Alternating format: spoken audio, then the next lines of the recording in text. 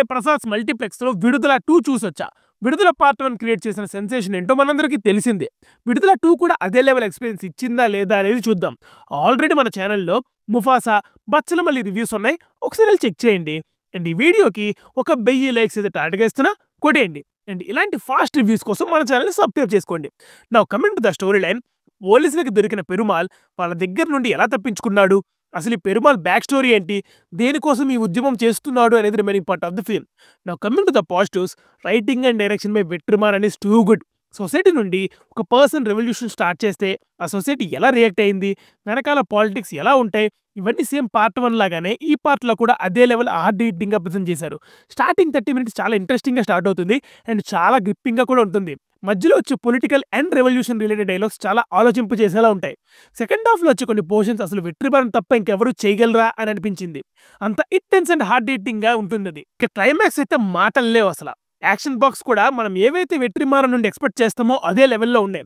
Next positive is Vijay Sethupathi terrific performance. Simple గా చెప్పాలంటే it's is one man show.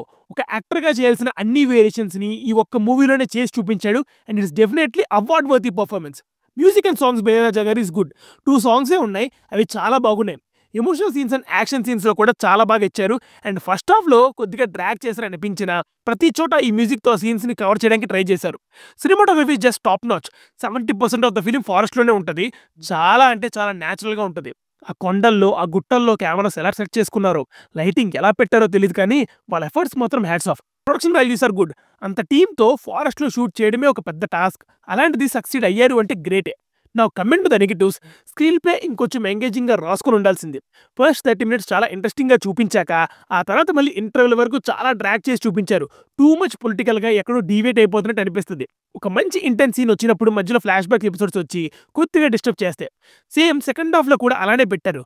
ఆ డ్రామాని ఇంకా గ్రిప్పింగ్గా ప్రజెంట్ చేయాల్సింది. సాంగ్స్ బాగున్నాయి కానీ వాటి ప్లేస్మెంట్స్ కొద్దిగా ఆరుగా అనిపించింది. రెవల్యూషన్ అనే పాయింట్ని ఎంత స్ట్రాంగ్గా చూపించారో, రియలైజేషన్ అనే పాయింట్ని అంత ఇంపాక్ట్ఫుల్గా ప్రజెంట్ చేయలేకపోయారు.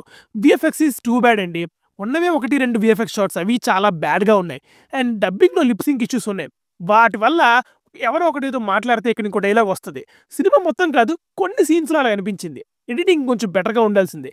క్లైమాక్స్ని కొంచెం ట్రిమ్ చేస్తే ఇంకా ఇంపాక్ట్ఫుల్గా ఉండేది. Now coming to the performances, సూరికి ఒక 2-3 సీన్స్ మినాయించి పెద్దగా స్కోప్ లేదు పెర్ఫార్మెన్స్ చేయడానికి. Manju Warrier is decent in a role. ఎమోషన్స్ని బాగా క్యారీ చేశారు. అనురాగ్ కశ్యప్ ఎందుకు ఉన్నాడో తెలియదు, జస్ట్ 1 మినిట్ ఉంటుంది తన రోల్ అంతే. అండ్ ద ఫైనల్ వెట్ ఇట్ is it's a decent political drama. Revolution kind of films ఇష్టపడే వాళ్ళకి నచ్చుతుంది. థర్డ్ పార్ట్ ఏమీ లేదు, ఇందులోనే స్టోరీని కంప్లీట్ చేశారు. మళ్ళీ కొద్దిసేపట్లో యూఏ మూవీ రివ్యూతో మీ ముందుకు వస్తాం. Until then signing off, team movies for you, bye.